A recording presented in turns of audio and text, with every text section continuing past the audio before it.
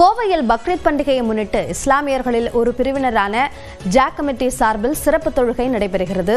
இது குறித்த கூடுதல் விவரங்களை நம்முடைய செய்தியாளர் குருசாமியிடம் கேட்கலாம். குருசாமி, அந்த தொழுகை நடைபெறுவது குறித்த விவரங்களை பதிவு செய்யுங்கள். அபிநயா, இஸ்லாமியர்களில் ஒரு பிரிவினரான ஜாக் கமிட்டி சார்பில் இன்றைய தினம் பக்ரீத் பண்டிகையானது கொண்டாடப்பட்டு வருகிறது. அரபு நாடுகளில் இன்றைய தினம் பக்ரீத் பண்டிகையை கொண்டாடுகிறார்களோ அதே தினத்தில் இந்த ஜாக் கமிட்டியினர் கொண்டாடுவது வழக்கம். அதனுடைய ஒரு பகுதியாக இன்றைய தினம் கோவை புனியமுத்தூர் பகுதியில் இருக்கக்கூடிய ஆயிஷா திருமண மண்டப வளாகத்தில் அமைந்திருக்கக்கூடிய மைதானத்தில் இந்த சிறப்பு தொழுகை நிகழ்ச்சியானது நடைபெற்று வருகிறது. 10,000க்கும் மேற்பட்ட இஸ்லாமியர்கள் இந்த சிறப்பு தொழுகை நிகழ்ச்சியில் பங்கேற்றிருக்கிறார்கள். ஆண்களும் பெண்களும் தனித்தனியாக அமர்ந்து தொழுகை நடத்துவதற்கான ஏற்பாடுகள் செய்யப்பட்டிருக்கிறது. தொழுகை நிகழ்ச்சியானது துவங்கி நடைபெற்றுக் கொண்டிருக்கிறது.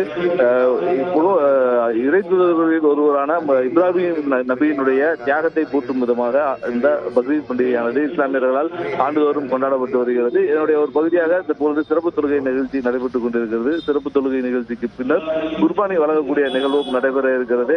சிறப்பு தொழுகை நிகழ்ச்சிக்கு பின்னர் ஒருவர் கட்டி தழுவி வாழ்த்துக்களை தெரிவித்துக் கொண்ட பின்னர் இன்றைய தினம் ஆடு மற்றும் மாடு போன்றவற்றை குர்பானியிட்டு அதை 3 பங்குகளாக பிரித்து ஒரு பங்கை தங்களுக்கும், மற்றொரு பங்கை நண்பர்கள் மற்றும் உறவினர்களுக்கும், மற்றொரு பங்கை ஏழை எளிய மக்களுக்கும் வழங்குவது வழக்கம். இன்றைய தினம் குர்பானியும் வழங்கப்படுகிறது. நாளைய தினம் பெரும்பான்மை இஸ்லாமியர்களான சுன்னத் ஜமாத் சார்பில் நாளைய தினம் நாடு முழுவதும் இந்த பக்ரீத் பண்டிகையானது கொண்டாடப்பட இருக்கிறது. கோவையை பொறுத்தவரை உக்கடம், கரும்புக்கடை உள்ளிட்ட இந்த பகுதிகளில் ஜாக் கமிட்டியை சேர்ந்தவர்கள் ஏராளமானோர் இருப்பதன் காரணமாக இன்றைய தினம் ஜாக் கமிட்டியினர் சார்பில் பக்ரீத் பண்டிகையொட்டி சிறப்பு தொழுகை நிகழ்ச்சியானது சிறப்பாக நடைபெற்றுக் கொண்டிருக்கிறது. பக்ரீத் சிறப்பு தொழுகை குறித்த விரிவான விவரங்களுக்கு நன்றி குருசாமி.